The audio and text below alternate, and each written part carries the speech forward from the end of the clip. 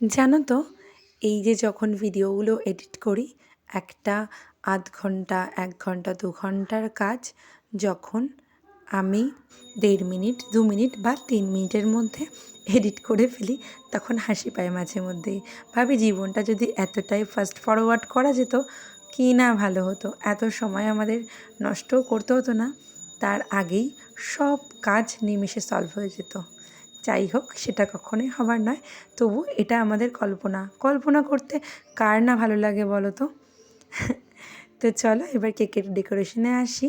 একটা মিষ্টি মেয়ে আমার কাছ থেকে আবারও তার নিজের জন্মদিনের কেক নিজে পছন্দ করলো, বলল যে এই কেকটা করে দিতে।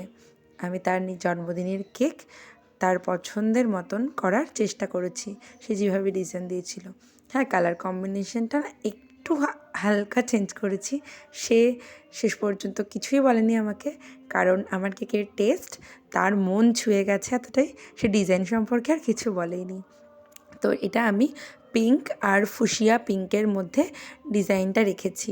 ফুশিয়া পিঙ্কটা দারুণ লাগে, তোমাদের কেমন লাগে সেটা তোমরা জানিও। তো একবার বাইরের ভিডিও আর ঘরের ভিডিও দেখো, আকাশ আর পাতাল তফাৎ। কি কালার চেঞ্জ হয়ে যায় না বলো, আমি নিজেই মাঝে মাঝে অবাক হয়ে যাই। তো আজকে টাটা, আবার দেখা হবে তোমাদের সাথে পরের ভিডিওতে।